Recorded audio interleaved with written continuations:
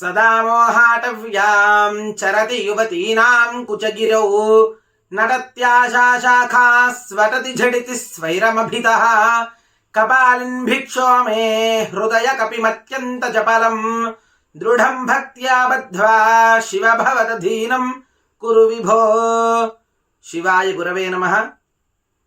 మనం ఈనాటి కార్తీక పురాణంలో భాగంగా ఆఖరి రోజు, ఈ కార్తీక పురాణం ఈ కార్తీక మాసంలో ఆఖరి రోజు అమావాస్య ఈనాడు 30వ అధ్యాయాన్ని మనం ధర్మ సూక్ష్మ కథనము తెలుసుకుందాము. మనం కార్తీక పురాణంలో మొదటి అధ్యాయంలో శౌనకాది మహాముళ్ళు సూతులు వారు ఎలా అయితే ప్రారంభించి అడిగారో అదే విషయాన్ని మరలా ఈ 30వ అధ్యాయంలో శౌనకాది మహాముళ్ళు తిరిగి సూతుల వారిని అడుగుతున్నారు. ఓ సూత మహర్షి, మాకు పుణ్యమైన హరి మాహాత్మ్యమును చెప్పితివి, ఇంకా కార్తీక మాహాత్మ్యమును వినగోరితిమి, చెప్పవలసిందిగా కోరుచున్నాము. కలియుగమందు కలుషిత మానసులై రోగాదులకు లోబడి ఉండి సంసార సముద్రమందు మునిగి ఉన్న వారికి అనాయాసముగా పుణ్యము లభించడిది ఏది? ధర్మములో ఎక్కువ ధర్మమేది? దేని వలన మోక్షము సిద్ధిస్తుంది? దేవతల లోపల ఎక్కువ దేవుడెవ్వరు? ఏ కర్మ చేత మోహము నశిస్తుంది? కలియుగమున మానవులు మందమతులు జడులు మృత్యు పీడితులను అగుదురు, వారికి అనాయాసముగా మోక్షము దొరికిడి ఉపాయమును చెప్పుము అని శౌనకాది మహాముళ్ళు సూతుల వారిని ఇతరమైన హరికథను చెప్పమని అడిగారు. అప్పుడు సూతుల వారు ఇట్లు చెప్పుచున్నారు. ఓ శౌనకాది మహామునీశ్వరులారా, మీరడిగిన ప్రశ్న చాలా బాగున్నది. మంగళకరమైన హరికీర్తన స్మృతికి వచ్చినది కాబట్టి సర్వసుఖకరమైన దానిని చెప్పేదను వినుడు.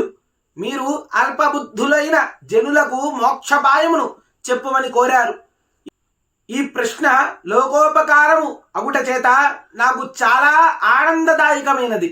అనేక యాగములు చేసియు అనేక పుణ్యతీర్థములందు స్నానాదులు ఆచరించియు ఏ ఫలమును పొందెదరో ఆ ఫలము ఈనాటి మంచి మాటల చేత లభ్యమగును. మునీశ్వరులారా వినుడు. కార్తీక ఫలము వేదోక్తమైనది, అనగా కార్తీకమందు వేదోక్త ఫలమును పొందెదరని భావము. కార్తీక వ్రతము హరికి ఆనంద కారణము.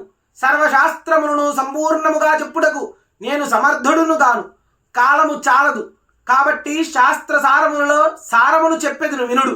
శ్రీహరికి ఆసక్తులు ఘోరమైన నరకాలయందు పడక సంసార సముద్రము నుండి తరింతురు.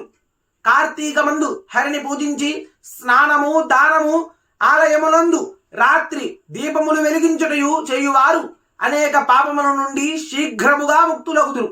సూర్యుడు తులారాశి యందు ప్రవేశించినది మొదలు 30 దినములు ఒక్క కార్తీక వ్రతమును చేయవలేను. అట్లు చేయువాడు జీవన్ముక్తుడగును సుమా.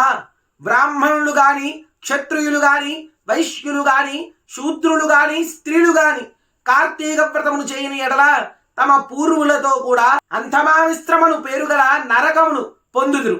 సంశయము లేదు. కార్తీక మాసమందు స్నానము చేసి హరిని పూజించు మానవుడు విగత పాపుడై వైకుంఠమునకు చేరుతాడు. మునీశ్వరులారా, కార్తీక వ్రతమును చేయని వారు 1000 జన్మములందు చండాలులై పుట్టుదురు. కార్తీక మాసము పుణ్యకరము, సమస్త మాసములందు శ్రేష్టము. కార్తీక వ్రతము హరికి ప్రీతిదాయకము, సమస్త పాపహరము, దుష్టాత్ములకు అలభ్యము. తులయందు రవి ఉండగా కార్తీక మాసమందు స్నానమును దానమును పూజను హోమమును హరి సేవను చేయువారు సమస్త దుఃఖ విముక్తులై మోక్షమును పొందుతారు. కార్తీక మాసమందు దీపదానము, కంచుపాత్ర దానము, దీపారాధనము, ధాన్యము, ఫలము, ధనము, గృహదానము అనంత ఫలప్రదములు. ధనికుడు గాని దరిద్రుడు గాని హరిప్రీతి కొరకు కార్తీక మాసమందు కథను విన్న ఎడల వినిపింపచేసిన ఎడల అనంత ఫలమును పొందుతారు. కార్తీక మాహాత్మ్యము సర్వ పాపములను నశింపజేయును, సమస్త సంపత్తులను కలుగజేయను, అన్ని పుణ్యముల కంటెను అధికము.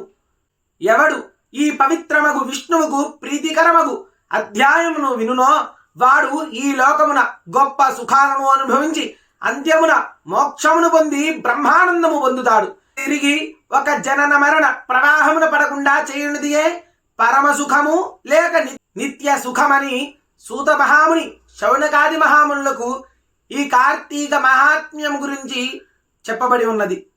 ఈ కార్తీక మాసమంతా మనందరము కూడా సాక్షాత్తు ఆ పరమాత్మ అనుగ్రహానికి పాత్రులవుతామని చెప్పి కార్తీక వ్రతమును ప్రారంభించి ఈనాటితో కార్తీక వ్రతమును పూర్తి చేస్తూ రేపటి రోజున పోలీస్ వర్గానికి దీపాలని పంపిస్తూ అందరము చక్కగా పరమాత్మ అనుగ్రహానికి పాత్రులవుతాము.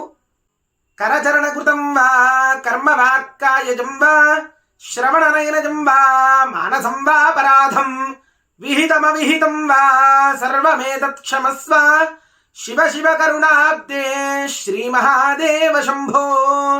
హర నమః పార్వతీపతయే హర హర మహాదేవ హర.